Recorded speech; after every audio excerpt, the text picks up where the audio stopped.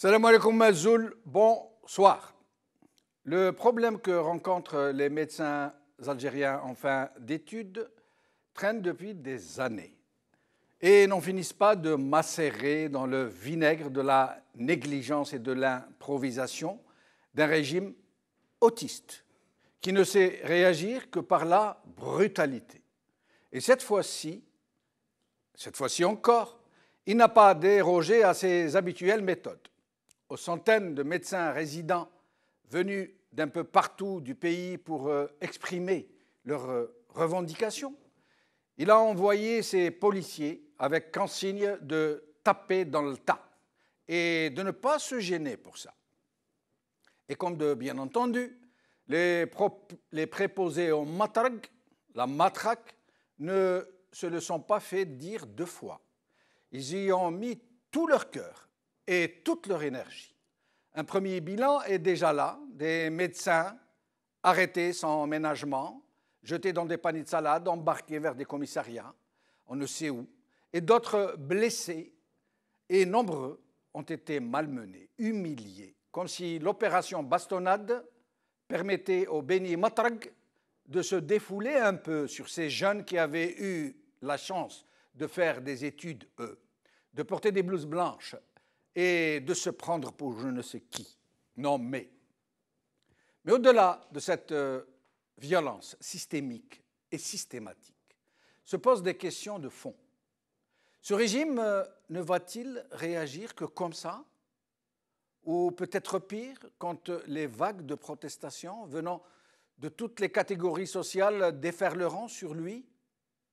Ne comprend-il pas qu'il est de son propre intérêt de laisser des interlocuteurs vraiment représentatifs, vraiment apaisés, émerger sur la scène publique, que parler et chercher ensemble des solutions aux grands problèmes qui se bousculent au portillon de la contestation vaut mieux que d'attiser les haines, que ménager des espaces d'expression et de dialogue est le plus sûr moyen d'apaiser les tensions, qu'apporter des réponses appropriées à des revendications légitimes vaut mieux que d'exacerber les rancœurs?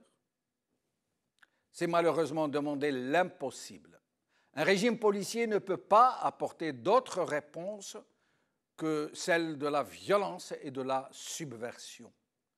Et tant va la cruche à l'eau. Aujourd'hui. HuffPost. Grève des médecins résidents. La police réprime violemment le rassemblement des grévistes à l'hôpital Mustapha par Latifa Abada. TSA. Plusieurs blessés dans des accrochages entre médecins résidents et policiers à Alger par Hassan Saadoun. Algérie Part. Vidéos et photos des médecins résidents gravement réprimés à Alger par Abdou Semar. Répression des médecins. La violence comme seule réponse, c'est notre titre d'aujourd'hui. Et pour en parler, j'ai le plaisir de recevoir ici sur le plateau Nordin Aoussat, imam universitaire et conférencier. Merci d'être avec nous. Merci Sidi Jamal pour cette invitation. Merci. Je suis ici surtout à titre d'enseignant et de conférencier et de citoyen aussi, surtout. Et si je vous ai présenté comme imam aussi, c'est parce que vous êtes respecté comme imam, comme imam très modéré, très apaisé, très serein. Certainement. Et donc, c'est un honneur pour nous de vous recevoir. Certainement. Aussi en cette qualité. Certainement. Et ça m'honore aussi. Merci beaucoup. Merci beaucoup. Au téléphone, nous aurons donc Amira Boraoui, médecin qui n'est plus à présenter. Yassine Mahibahi, médecin lui aussi, qui n'est plus à présenter. Et nous allons commencer par... nous allons avoir un médecin qui est parmi les manifestants et qui va être bientôt avec nous, Mariam Hadjab. Mariam Hadjab, est-ce que Mariam Hadjab est avec nous? Pour nous faire un compte-rendu de... Très bien. Mariam Hadjab, vous êtes avec nous? Mariam Hadjab? Docteur Mariam Hadjab? Nous allons essayer de la joindre. Amira Bouraoui, vous êtes avec nous? Bonsoir, Kamaldine. Bonsoir Amira. Alors, merci d'avoir accepté notre invitation. Voilà, encore une fois, comme d'habitude, des médecins résidents essayent d'exprimer des revendications très légitimes. Vous nous en parlerez un peu tout à l'heure. Et comme d'habitude, ce régime qui ne sait faire que ça, a réagi comme à son habitude. Nous allons voir quelques images d'abord. Elles ne sont pas encore arrivées. D'accord. Alors, Amira Bouraoui, qu'est-ce qui s'est passé? Je tiens d'abord à condamner le carnage qui s'est passé au niveau de l'enceinte même d'un hôpital. Est-ce que vous n'exagérez pas un peu quand vous parlez de carnage? Ah si, c'est un carnage. Les images qu'on a eu à voir, des confrères avec des vidéos, avec des confrères qui se font matraquer, ils n'y sont pas allés de main morte. Hein. Les instructions apparemment qui ont été données montrent aussi le visage de ce système répressif qui ne peut pas communiquer, sauf par la violence. Il nous montre une énième preuve également que nous n'avons pas le droit de nous exprimer dans cette capitale, Alger, qui est devenue une cité interdite. Et ça fait d'autant plus mal parce que c'est des confrères qui ont passé plus d'une décennie à étudier. Ils ne savent pas le langage de la violence. Donc, les voir se faire maltraiter de la sorte fait très très mal. Parce que bon, les années se suivent et se ressemblent. Une fois c'est les pharmaciens, une fois c'est les médecins, une fois c'est les chirurgiens dentistes, une fois c'est les enseignants. Et ça commence à faire beaucoup. Et il faut savoir que ces médecins résidents, sans eux, les hôpitaux ne peuvent pas fonctionner. C'est-à-dire le fonctionnement de l'hôpital du public, il est bâti sur ces résidents-là, qui perçoivent des petites rémunérations et qui sont là face aux malades. Ils sont dans la mine, comme on dit. Ils font face aux urgences. C'est-à-dire il n'y a pas d'hôpitaux sans les résidents. Et les voir se matraquer de la sorte, ça fait très très mal. Alors, restez avec nous, Amira Bouraoui.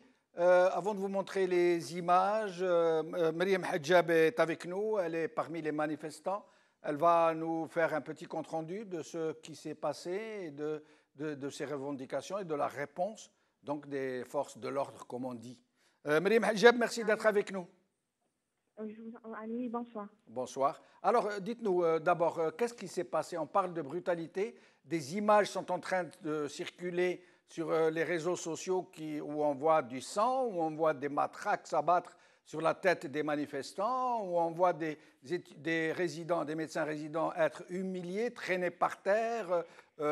Essayez de nous faire un petit compte-rendu de ce qui se passe, s'il vous plaît. Oui, alors aujourd'hui, c'est tenu un sit-in national au niveau du CHU Moustapha Pacha. Ce sit-in fait suite et une réaction des résidents suite au silence et au mépris de la tutelle par rapport à nos revendications. Donc, l'ensemble des résidents présents au sit-in avaient opté pour faire une marche du CHU Moustapha Pacha vers l'APN, une marche pacifique, afin de revendiquer leurs droits légitimes. Alors, nous avons heurté les forces de police au portail qui ont réprimé la marche avec violence, à coups de matraque et taser, occasionnant des blessures dans les rangs des médecins, blessures diverses, traumatismes crâniens, fractures de tout genre. Les policiers ont pénétré par la suite l'enceinte de l'hôpital et ont continué la répression violente à l'intérieur de l'hôpital. Il y a eu également des interpellations de 13 résidents, dont 3 résidentes femmes. Et nous avons maintenu notre sit-in jusqu'à libération de tous les otages. Alors, il y a eu combien de blessés? Il y a eu une cinquantaine de blessés. Et des arrestations? Il y avait, non, ils ont été relâchés par la suite. Il y avait 13 interpellés durant 6 ou 7 heures. Donc voilà, qui ont été libérés par la suite. Alors, je rappelle que c'est une grève nationale que vous avez décidée, grève nationale et illimitée, qui a commencé le 24 décembre, qui s'est concentrée au centre hospitalo-universitaire Mostafa Bacha, de médecins résidents qui sont venus d'un peu partout et on vous a interdit de vous exprimer. Nous allons voir les images, s'il vous plaît. حميز المتواجدة في الضاحية الشرقية للعاصمة مشيا على الأقدام. Pardon, il y a un souci. Il y a un souci, on s'est trompé d'image. Nous allons revenir vers vous. Alors, Yassine Mahibahi, merci d'être avec nous. Yassine Mahibahi. Allô? Yassine Mahibahi, merci. Merci d'être avec nous. Alors, Yassine Mahibahi, vous êtes médecin, vous vous êtes vous-même installé en France, comme de très nombreux médecins. Vous allez nous dire combien il y a de médecins algériens qui sont installés en France, qui ont dû fuir leur pays, qui sont installés en terre d'exil pour pouvoir exercer leurs fonctions, avoir une vie à peu près normale ou finir leurs études. Mais dites-nous d'abord ce que vous pensez de cette brutale répression. Ben, écoutez, comme beaucoup d'Algériens, j'étais choqué et puis je condamne avec la plus grande fermeté ce qui s'est passé à nos confrères jeunes médecins résidents. Moi-même, j'étais médecin résident à l'époque. Et je peux dire que les médecins en Algérie exercent dans des conditions extrêmement difficiles, sur un plan social, mais aussi dans leur quotidien. Et les médecins résidents sont sortis il y a quelques années déjà pour revendiquer une augmentation de salaire. Ils l'ont obtenue, mais les conditions sociales restent très médiocres. Ce phénomène de service civil, avec tout ce qui se passe, après toutes les conséquences de ce service civil, parce que les gens ne connaissent pas très bien le service civil. Le citoyen lambda dit oui, ben, le service civil, c'est... Nous allons venir, Yassine Mahibahi, nous allons arriver aux revendications tout à l'heure, mais sinon, dites-nous, comment un médecin algérien qui a fait toutes ses études en Algérie en arrive-t-il à se faire cueillir comme un fruit mûr par un autre pays qui n'a rien payé pour l'obtenir, si je peux utiliser ce terme? Et pourquoi? Est-ce par amour pour l'aventure ou est-ce parce que ce n'est plus possible d'être dans son propre pays et de pouvoir y exercer? Ben, ce n'est plus possible d'être dans son pays et exercer dans la dignité. Oui. C'est plus possible d'être au sein d'un système. Quand je dis système, ça veut dire gouvernance et société civile aussi qui est laxiste. Ça ne c'est plus possible. Un médecin, il a besoin de s'épanouir sur un plan scientifique, sur un plan social. Malheureusement, en Algérie, ça n'existe pas. Donc l'Algérie connaîtra encore une hémorragie dans les années à venir. Et je peux vous dire que la France, qui vit une pénurie de médecins, est très contente de recevoir chaque année un nombre assez considérable de médecins étrangers, en particulier des Algériens, qui passent leurs équivalences et qui travaillent dans des conditions très bien. Combien il y a de médecins algériens ou originaires d'Algérie et dont beaucoup ne sont même plus algériens aujourd'hui puisqu'ils ont pris d'autres nationalités? Mais en France, combien sont-ils qui sont venus d'Algérie, des médecins algériens? Le chiffre est autour de 8 000, entre 8 000 et 9 000. D'accord. C'est un chiffre énorme quand même. Oui, comment? Surtout à un moment où l'Algérie a vraiment besoin de ces médecins qu'elle a formés et dont elle a payé la formation très chère. Bien sûr, quand on forme un chirurgien gynécologue ou un médecin dermatologue, ça coûte très très cher, quoi. Mais après, ce médecin-là part ailleurs parce qu'il n'y a pas les conditions. Et moi, ça m'écoeure d'entendre les discours de certains gens qui disent oui, mais pourquoi vous êtes parti? Mais le pays il vous a formé, mais oui, mais les gens ils partent parce qu'ils ne peuvent plus exercer dans la dignité. C'est pas possible. Restez avec nous, Yassine Mahibahi. Je reviens à vous dans un moment et nous allons voir les images de ces médecins qui se sont fait brutaliser.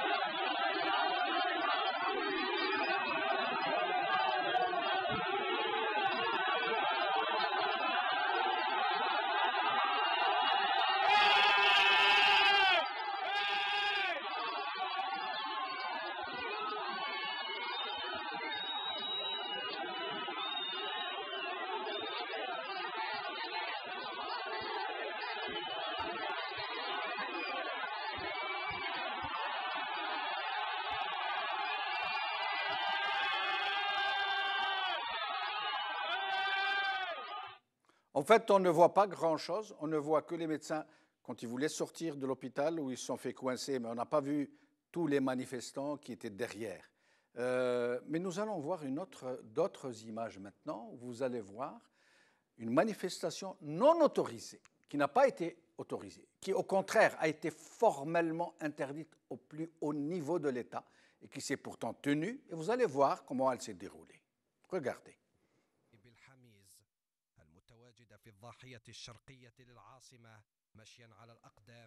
Voilà. C'est une manifestation de la police et donc une manifestation illégale qui a marché sur la présidence de la République et qui a traversé tout Alger. Vous les voyez, les policiers en uniforme, en armes, qui manifestent, encadrés par d'autres policiers, par des voitures de police, qui marchent dans la dignité et même parfois salués par leurs collègues qui sont dans la rue, qui les saluent. Bravo les gars. Mais quand il s'agit des autres, vous avez vu comment ils réagissent. Nordin Aoussat. Comme d'habitude, ces médecins qui, depuis des années, nous allons parler un peu de leurs revendications tout à l'heure, revendiquent des choses tout à fait légitimes. Et ils ne demandent rien d'autre que de pouvoir discuter, parler, essayer d'avoir des réponses. Et la seule réponse qu'on leur apporte à chaque fois, génération après génération, est toujours celle-ci, celle de l'Matarag. Oui. Ouais. Effectivement, c'est Jamaldine. On pourrait dire, comme dit l'adage arabe, Faqidou shay ila yu'ti, c'est-à-dire celui qui est dépourvu de quelque chose, il ne peut la céder. C'est-à-dire que le pouvoir est dépourvu de sagesse. Il est dépourvu de dignité. Il est dépourvu, je dirais, d'ordre et de respect de l'ordre. Donc, il ne peut pas montrer ce visage-là. On peut dire ça. Oui. On peut dire aussi, ça y est, ils n'ont plus honte de rien. Ce pouvoir n'a plus honte de rien. Pourtant, c'est des jeunes médecins, ce ne sont pas des gens non identifiés qui viennent piller ou qui viennent brûler. Oui, justement, le problème est là. Le problème, il n'est pas du côté de ceux qui sont victimes de cette violence, il n'est pas du côté de ces médecins, il est du côté de ceux qui ont donné l'ordre de bastonner, comme vous avez dit, parce que c'est de la bastonnade dont il s'agit ici. On les a vus sans ménagement frapper fort avec les matraques à la tête. Et moi-même, avant de venir ici, puisque j'ai partagé quelques images sur ma page Facebook, et j'ai vu quelques images aussi, des blouses blanches émaculées de sang, des têtes aussi blessées, plein de visages, plein de sang sur le visage, un autre qui avait le bras bandé et qui avait aussi du pansement sur le nez, tout ça sur des médecins. Je dirais, c'est écœurant, c'est révoltant, c'est indignant. Je ne sais pas, il faudrait que cela cesse. Ça ne peut pas durer comme ça. Je dirais que celui qui donne l'ordre de frapper a tort. Et celui aussi qui frappe, même s'il est dans un corps militaire, même s'il est dans le cadre de son service, mais un ordre, s'il est injuste, un ordre, s'il est illégal, parce qu'il n'est pas légal. Vous avez utilisé plusieurs fois force de l'ordre, mais vous m'excuserez. Dans ma tête, il y avait des guillemets. Hein. Dans ma tête, il y avait des guillemets. Voilà, moi je ne mettrais même pas de guillemets, je ne mettrais même pas le mot pour ne pas avoir besoin de mettre des guillemets. Je dirais des forces de police, tout simplement, pour ne pas dire autre chose. Mais parce que l'ordre, c'est un mot qui a un sens, qui a une portée qui malheureusement elle est toute loin et toute absente de ce cadre-là. Mais quel est cet autisme de ce régime, cet aveuglement de ce régime qui ne voit pas que c'est suicidaire, y compris pour lui, en ces temps où les horizons sont très sombres, les perspectives de mécontentement, de colère qui grondent sont déjà là. Ça veut dire qu'il va avoir affaire demain à des manifestations autrement plus violentes. Pourquoi n'essaie-t-il pas de se ménager sur le terrain des interlocuteurs avec lesquels il peut discuter, ne serait-ce que pour sa propre survie à lui? Vous savez, je revenais d'Alger il y a pas très longtemps, il y a à peine un mois. Je revenais d'Alger, j'avais remarqué, je vais le dire ça, c'est-à-dire je vais le dire, j'avais remarqué la présence d'un panneau qui a été mis à l'occasion des élections de 2014, où on voit le président de la République incarnant tous les visages et tous les profils, des hommes, des femmes, des vieux, des jeunes, etc., de toute personne, qui me rappelle ce président qui veut nous incarner. C'est-à-dire, on n'est plus nous-mêmes, c'est lui qui nous a dit. Il a dit, je suis l'Algérie tout entière. Tout entière. Je suis l'incarnation de l'Algérie. Ouais. J'ai vu ce plateau, j'ai vu ce panneau-là. Je l'ai pris en photo. Et le jour même, j'arrive à Orly, donc sur les panneaux publicitaires, il y avait le numéro spécial de magazine Le Point qui n'est pas rentré en Algérie cette semaine-là, où enquête dans le pays le plus mystérieux au monde. Oui. Le pays le plus mystérieux du monde. Le plus mystérieux au monde. Ouais. C'est nous-mêmes qui sommes algériens, qui avons fait des études et des analyses. J'ai fait mon DEA, j'ai fait mon doctorat sur l'agriculture et le système algérien. Il nous paraît étrange, ce pays nous paraît mystérieux. C'est un mystère. C'est un mystère. Comment des enfants de ce pays peuvent se permettre de frapper la crème de la crème qui sont ces médecins, ces cadres. Comment? C'est incompréhensible. Alors, je reviens à Mariam Hadjab. Mariam Hadjab, vous êtes avec nous? Allô? Oui. Mariam Hadjab, alors dites-nous d'abord quelles sont vos revendications. Qu'est-ce que vous demandez au pouvoir algérien? D'accord. Alors, nos principales revendications concernent le service civil, Oui, le service national, oui, le statut du résident oui. et les conditions de travail, ainsi que l'enseignement et la pédagogie des médecins résidents. Alors, ce sont des réformes, donc vous exigez des réformes du service civil. Pour ce qui est du service militaire, je crois savoir que vous demandez aussi des aménagements qui vous soient propres à votre métier, du moins pour ce qui concerne les hommes, c'est ça? D'accord. Bon, concernant le service national, Oui. donc, le médecin est devenu l'exception. Elle subit une grande injustice et l'extorsion de ses droits de dispense. Ça veut dire pourquoi? Parce que pratiquement plus personne. Oui, mais pourquoi ils doivent faire leur service national? Soit mis sur un pied d'égalité avec les autres citoyens algériens. Ça veut dire vis-à-vis des dispenses du service national. Mais les autres, ils font le service national? Oui, mais ils ouvrent droit aux dispenses. Oui, beaucoup ouvrent droit aux dispenses, en effet. Par rapport aux problèmes physiques ou les soutiens de famille ou quand ils dépassent un certain âge, 30 ans. Pourquoi les médecins ne disposent pas de ces mêmes dispenses? Non, on ne dispose pas des mêmes dispenses. D'accord. Donc vous demandez la réforme du service civil, le service national, l'amélioration des conditions de travail, en gros c'est ça. Donc, et vous n'avez pas trouvé d'interlocuteur pour parler avec vous, pour vous répondre? Nos revendications légitimes et raisonnables ne trouvent pas de réponse de la part des responsables. Mais, les résidents considèrent que c'est une forme de mépris. Alors maintenant, il y a une partie très importante de médecins algériens qui viennent de diffuser un communiqué, le syndicat national des praticiens de santé publique, le SNPSP, où ils vous apportent leur soutien, où ils expriment leur profonde inquiétude devant les dérapages graves constatés dans la gestion des forces de l'ordre public de la protestation pacifique, disent-ils, des médecins résidents. Le SNPSP relève encore une fois que les pouvoirs publics font dans l'entretien des conflits et de la répression violente de toute action de protestation au lieu de privilégier la voie du dialogue et de la négociation qui reste et restera le seul et unique moyen de sortie de crise, etc.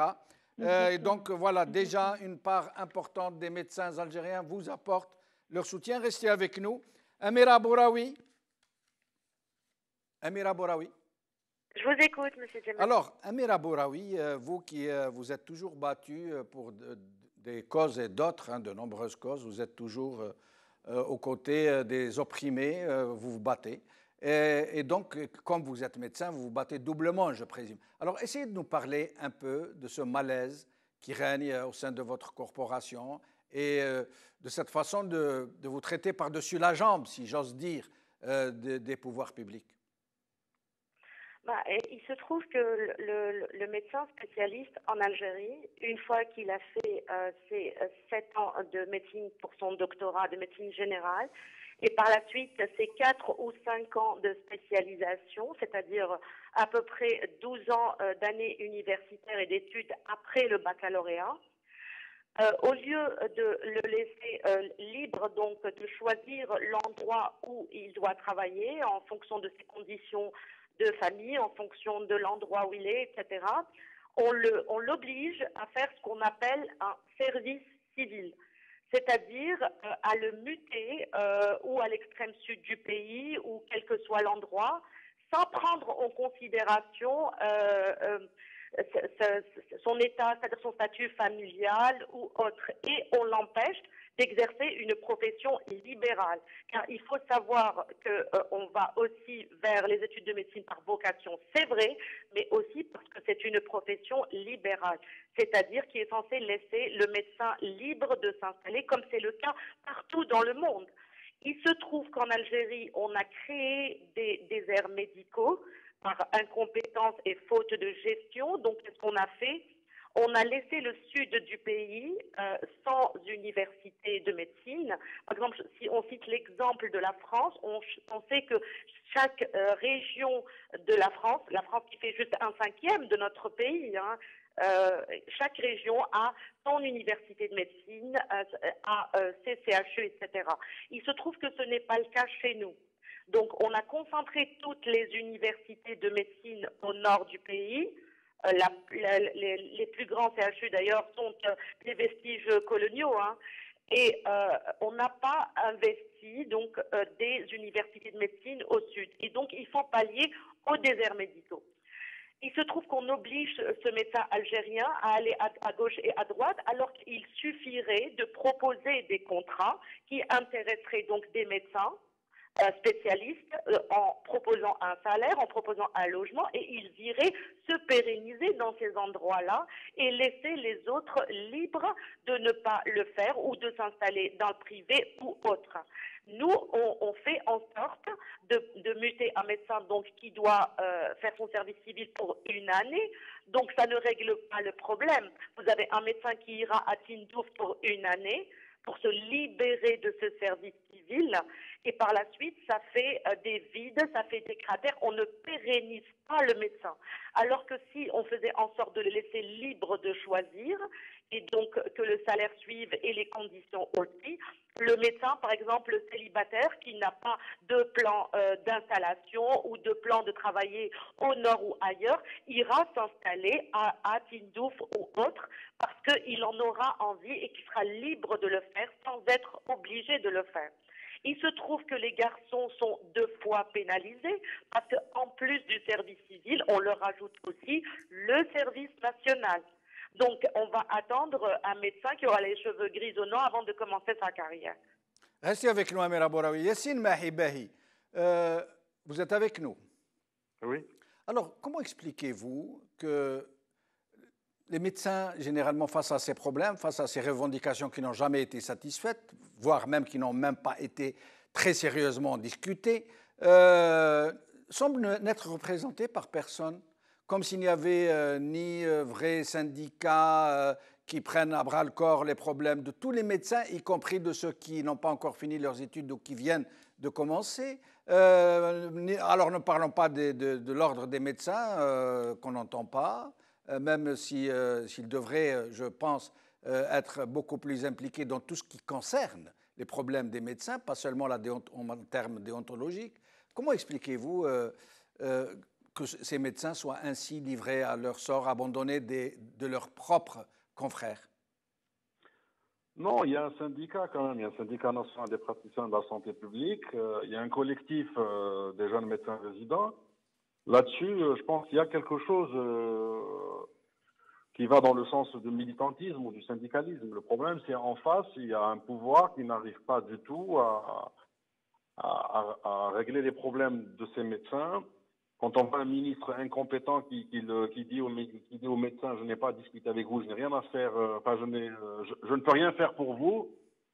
Donc c'est là le problème. C'est qu'en face, on a un pouvoir ou des autorités qui sont incapables d'être des interlocuteurs sérieux face aux revendications légitimes des médecins. Mais on a l'impression que d'un côté, il y a un pouvoir hypertrophié, trop fort, et que de l'autre côté, des médecins qui ne sont même pas solidaires les uns avec les autres. Non, ils sont solidaires. Non, là-dessus, je pense, moi, ça c'est mon avis personnel, il y a une solidarité entre les médecins. C'est surtout le pouvoir. Et le pouvoir, il a utilisé aussi des balpagies. La société, moi j'ai envie de rappeler quand même un événement assez dramatique quand les médecins résidents sont sortis il y a quelques années dans la rue à Alger pour demander l'augmentation de leur salaire. Ils ont été quand même insultés par la population quand même, hein, ça il ne faut pas l'oublier. Ça c'est la société, c'est eux qui les ont insultés en disant bon, voilà. Donc en fait, le médecin, il est mal vu par tout le monde, quoi. Et le pouvoir, et même la société qui est utilisée par ce pouvoir-là. Beaucoup de gens ne comprennent pas, en effet. Beaucoup de gens ne comprennent pas, en effet. Ils disent, oui, mais pourquoi ils ne veulent pas faire de service civil? Est-ce que les gens du Sud, par exemple... Au contraire, c'est maintenant, il faut expliquer aux gens qu'est-ce que ça veut dire un service civil. Oui, allez-y. C'est l'occasion maintenant de expliquer à nos auditeurs, à ces gens qui sont en train d'accuser les médecins, qu'est-ce que c'est qu'un service civil. Le service civil est une catastrophe. En France, par exemple, nous avons les déserts médicaux en France. Mais en France, on n'utilise pas le service civil. En France, on encourage les médecins à aller travailler dans des endroits, à leur donner la possibilité d'ouvrir des cabinets libéraux, des maisons de santé, des zones franches, exonérées d'impôts. En France, c'est le maire qui a l'autorité de donner tous les moyens à un médecin pour faire la médecine de ville, quoi. Alors, au lieu de la contrainte, c'est plutôt l'émulation. Au lieu de forcer quelqu'un, on l'attire par d'autres privilèges qu'il ne trouverait pas ailleurs. Voilà, mais moi, je suis certain que si vous allez avoir un jeune médecin en Algérie, vous lui dites allez-y dans une région, ouvrez votre cabinet et travaillez honorablement, on va vous trouver un logement, etc. Il ira travailler à Tindouf, il n'y a pas de problème. Mais donnez-leur les moyens. Ce service civil, je rappelle que le service civil, c'est une réunion qui se fait à Alger, à la sortie de chaque promotion. On va avoir le premier qui est classé, on va lui dire, vous voulez partir où? Alors l'autre, il va dire, bah, j'ai envie de partir à Bni Abbas pour faire juste 1 an, quoi. Et sa femme, elle part à Mascara. Nous avons des couples de médecins qui sont séparés quand même. Et non seulement il ne profite rien du tout au niveau de son exercice, de sa médecine. Le meilleur exemple, c'est le chirurgien cardiaque qui opère des grandes interventions cardiaques et qui se retrouve dans des petits centres dans le sud à faire une chirurgie de type appendicite. Non seulement il oublie complètement sa formation, donc voilà le service civil. Autrement et dire, ce côté matériel qu'on dit aux médecins, ils ne doivent pas gagner leur vie, non. Un médecin doit gagner sa vie convenablement. En France, la médecine n'est pas gratuite. Les gens, ils pensent qu'en médecine, on se soigne gratuitement. La nuit, dans un service de maternité, elle est à 1 200 €. C'est la sécurité sociale qui paye, c'est tout. Oui. Mais le médecin, il est bien payé.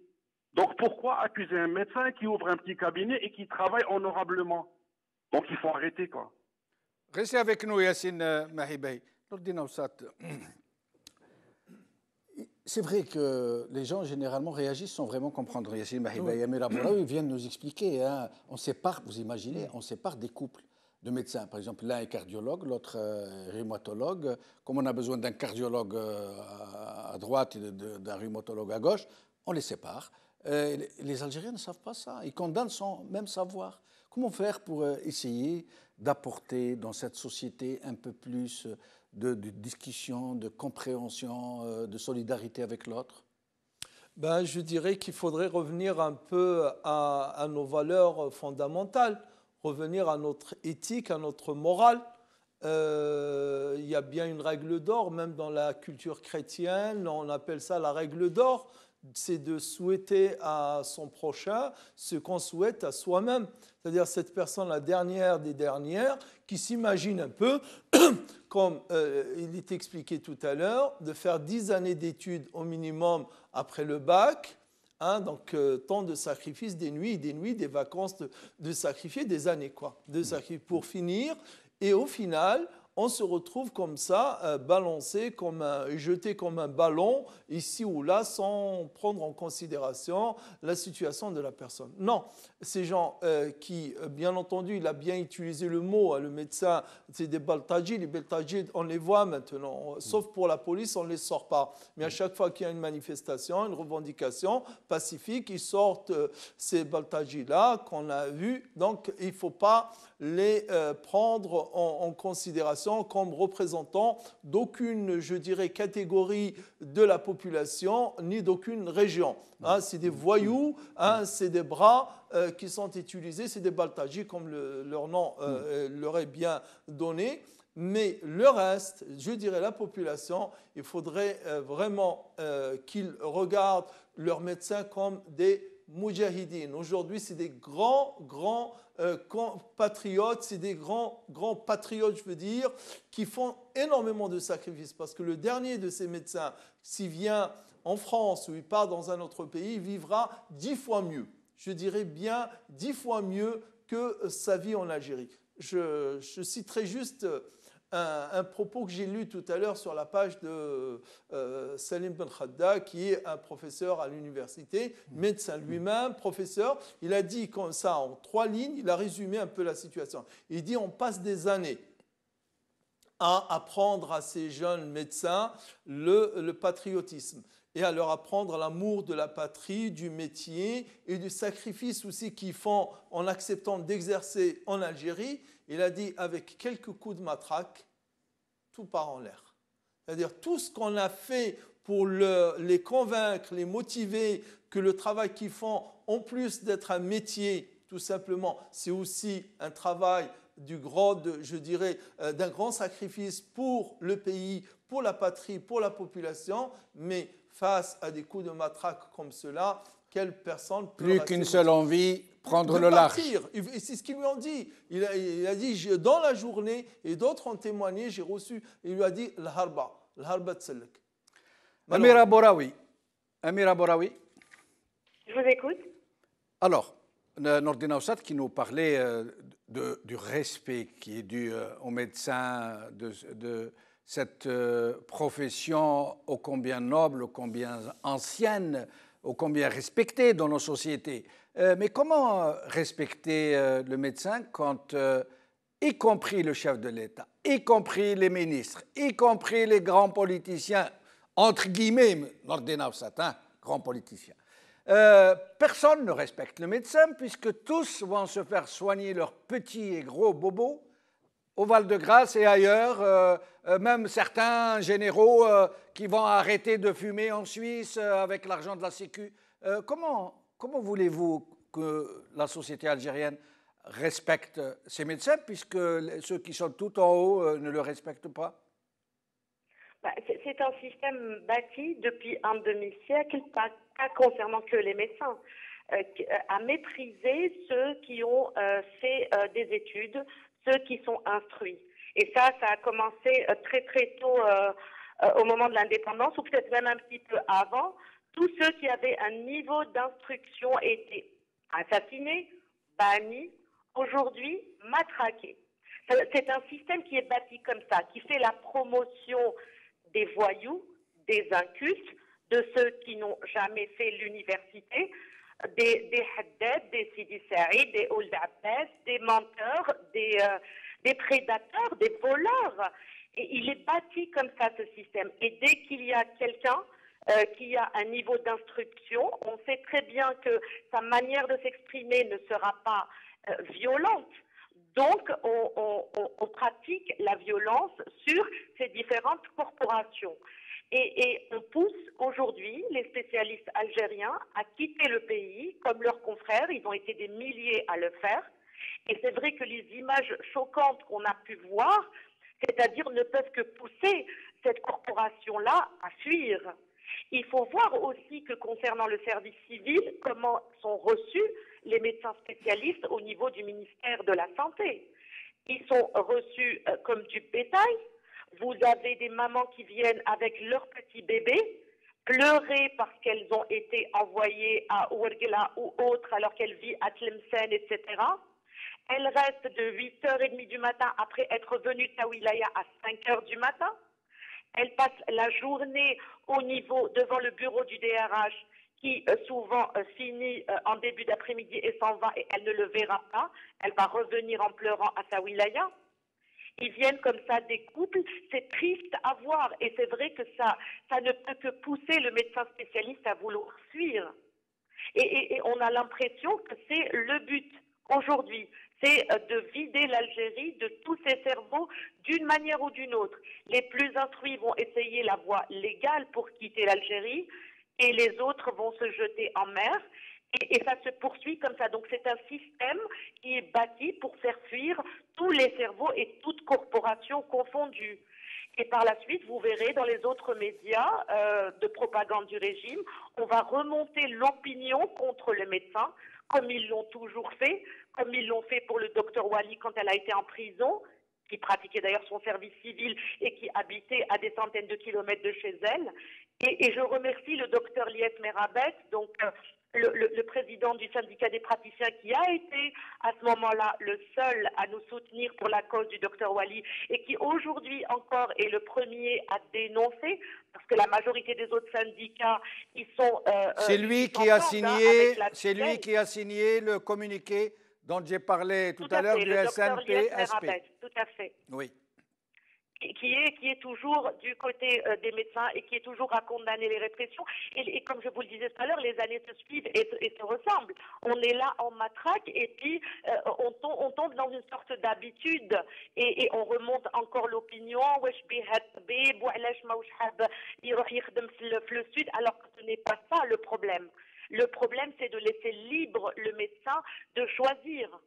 Comme vient de nous le dire Yassine Mahibahi, en France, par exemple, on n'oblige pas le médecin à aller dans les déserts médicaux, on l'attire par d'autres moyens, par l'émulation et non pas par la férule et la contrainte.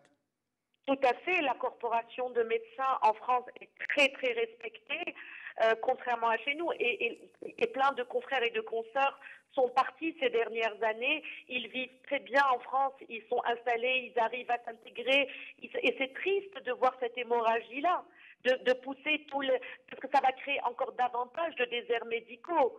Et la tutelle ne veut pas comprendre que ce n'est pas à travers la matraque qu'on règle les choses, mais à travers le dialogue et de comprendre le problème que vivent ces médecins-là. Parce que ces médecins qu'on a ramenés souvent aussi à l'âge de 17-18 ans du Sud, on les ramène au Nord, il y en a beaucoup qui ont fait leur vie, il y en a beaucoup qui se sont mariés, qui ont eu des enfants, et par la suite on déchire des familles, on déchire des couples. Restez avec nous jusqu'à la fin de l'émission, Amira Bouraoui. Mariam Hadjab, vous êtes avec nous? Allô, oui. Alors, Mariam Hadjab, qu'est-ce que vous prévoyez pour l'avenir? Est-ce que votre mouvement va continuer? Est-ce que vous espérez aller jusqu'au bout de vos revendications? Alors, oui, déjà, pour ce qui s'est passé aujourd'hui, l'ensemble des résidents, nous avons décidé de porter plainte contre cette injustice qui constitue une grave violation aux droits civiques et ainsi que droits de l'homme en général. Et par rapport à notre mouvement de protestation, nous avons opté pour maintenir et poursuivre nos actions, les sit-ins et les marches, jusqu'à obtention de l'ensemble de nos revendications. Mais est-ce que votre manifestation, votre contestation ne va pas avoir des effets négatifs sur la santé des malades qui sont dans les hôpitaux? Non, parce qu'on maintient un service minimum. D'accord. Donc, voilà, On prend en charge les extrêmes urgences, les malades hospitalisés. Est-ce que vous espérez... un mouvement de protestation, une grève dans le respect du service minimum. Est-ce que vous espérez plus de solidarité de la part de vos confrères installés?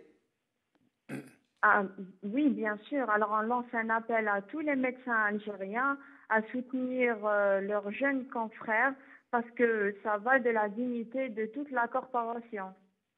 Merci, Mariam Hadjab.